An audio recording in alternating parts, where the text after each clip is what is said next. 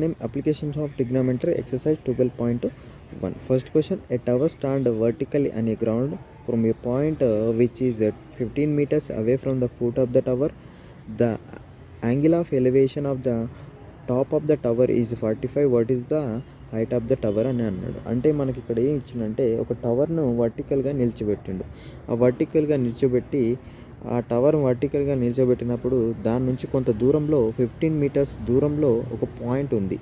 15 metres దూరంలో ఒక point ఉంది. ఆ పాయింట్ నుంచి ఈ ఎండ్ ఆఫ్ ద టవర్ని మనము అబ్జర్వ్ చేస్తే ఇక్కడ యాంగిల్ ఆఫ్ ఎలివేషన్ ఎంత అంటే 45 డిగ్రీ అని ఇచ్చిండు అనమాట.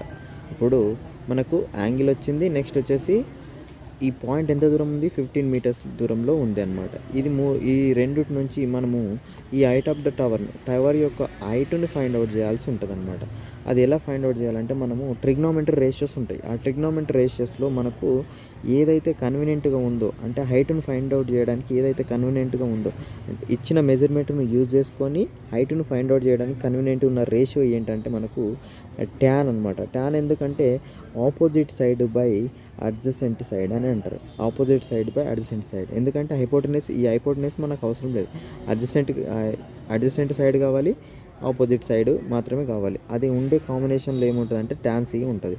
అప్పుడు tan C according to the C మనం which is the opposite side, AB is the opposite side. According to the C which is the adjacent side, CB is the adjacent side. Then from what we write triangle ABC, then tan C equal to AB by CB అని రాయొచ్చు. ఎందుకంటే ఎదుటి భుజం by ఆసన్న భుజం. ఎదుటి భుజం అంటే AB, ఆసన్న భుజం అంటే BC.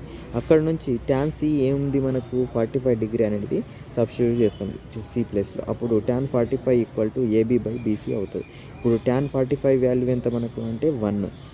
AB by BC value already మనము పాయింట్ అనేది అంటే టవర్ యొక్క హెండ్ పాయింట్ను కింద ఉన్న హెండ్ పాయింట్ నుంచి 15 మీటర్ దూరంలో ఒక పాయింట్ ఉందని చెప్పినాం. దాని యొక్క డిస్టెన్స్ వచ్చేసి 15 మీటర్స్. అది మనం ఇక్కడ సబ్స్టిట్యూట్ చేసినాం. అక్కడ నుంచి ఏబీ వాల్యూ ఫైండ్ అవుట్ చేయాలి కాబట్టి ఇక్కడ కింద ఉన్న బై వాల్యూ అంటే బైలో ఉన్న వాల్యూ 15 అనేది లెఫ్ట్ సైడ్ ట్రాన్స్పోజ్ చేయాలి. లెఫ్ట్ సైడ్ ట్రాన్స్పోజ్ చేస్తే 15 ఇంటూ 1 అవుతుంది.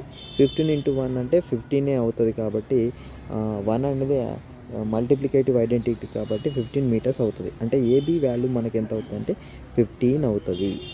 The height of the tower AB is equal to 15 metres.